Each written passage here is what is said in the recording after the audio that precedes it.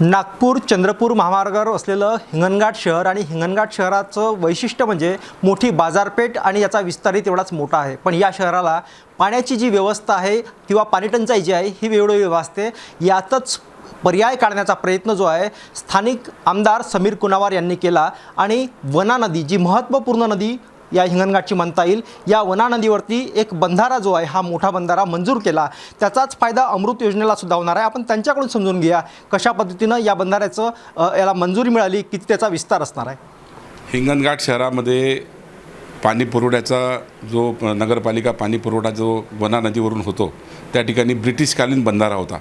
तो 17-18 वर्षापूर्वी तो बंधारा हा पूर्णपणे पडला, त्यामुळे त्या ठिकाणी पिण्याच्या पाण्याचं साठवण या ठिकाणी होत नव्हतं आणि तिथूनच पाणी पुरवठा हिंगणघाट शहराचा नगरपालिकेचा होता। आणि म्हणून गेल्या 6-7 वर्षापासून मी प्रयत्न करत आहो की या ठिकाणी नवीन बंधारा या ठिकाणी झाला पाहिजे आणि या संदर्भातला पूर्ण इस्टिमेट वगैरे सर्व शासनाला सादर झालं होतं आणि वारंवार मी लक्षवेधी सूचना तालांकित प्रश्न हे उपस्थित केले आणि त्याच्यानंतर 2.5 वर्षे महाविकास आघाडी सरकारने याच्यामध्ये आम्हाला काही आमचा प्रस्ताव पुढे गेला नाही।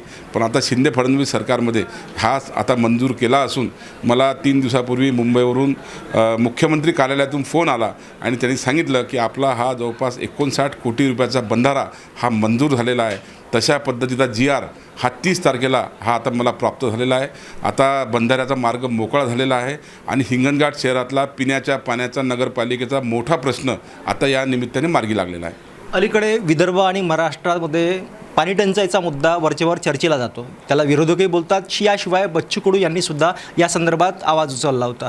नेमका या सर्व पार्श्वभूमीवर हिंगणघाट शहराला मिळणारा पाणी जे आहे याचा जो फायदा आहे परिसरातल्या गावांना देखील होणार का? नक्कीच आमच्या हिंगणघाटमध्ये पाण्याचा काहीच प्रश्न नाही आहे। पाणी आमच्याकडे मुबलक नदीमध्ये आहे, पण बंधारा नसल्यामुळे ते पाणी अडू शकत नाही। पाणी न अडत असल्यामुळे ते पाणी मिळू शकत नाही। उन्हाळ्यामध्ये पाणी पूर्ण वाहून गेल्यामुळे नदी कोरडी होऊन जाते आणि अशा वेळेला पाण्याची गरज आहे आणि म्हणून हा बंधारा अतिशय क्रांतिकारी आणि महत्त्वपूर्ण हिंगणघाट शहरासाठी पुढचे 200, 300, 500 वर्ष हा बंधारा आमच्या हिंगणघाट शहरासाठी महत्त्वाचा ठरणार आहे।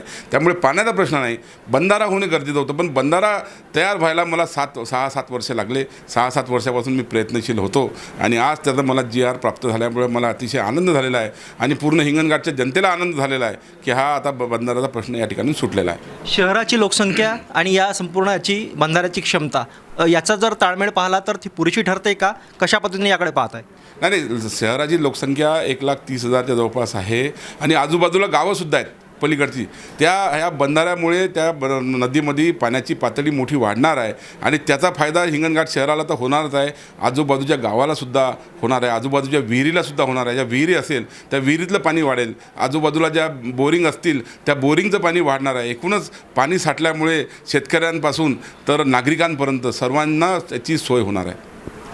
भविष्यातल्या पाणी टंचाईचा विचार करता या प्रकारच्या एकूण बंधाऱ्याची गरज होती आणि या बंधाऱ्याचा योग्य पाठपुरावा करत हा बंधारा मंजूर करण्यात आला आणि पुढील काळामध्ये हिवाळी अधिवेशनाच्या दरम्यानसुद्धा या अशाच एकूण ज्या बंधारे असतील किंवा या हिंगणघाट शहरातला जे काही प्रलंबित प्रश्न आहे त्यामध्ये मग मेडिकल कॉलेज असेल किंवा या संदर्भातले काही विविध मुद्दे असतील यावरही ते पुढे आवाज उचलतील अशा प्रकारची एकूण त्यांची मागणी आहे। त्यासाठी त्यांनी पत्रकार परिषदसुद्धा हिंगणघाट येथे घेतली आहे। एकनाथ चौधरी, ABP माझा, हिंगणघाट, वर्धा।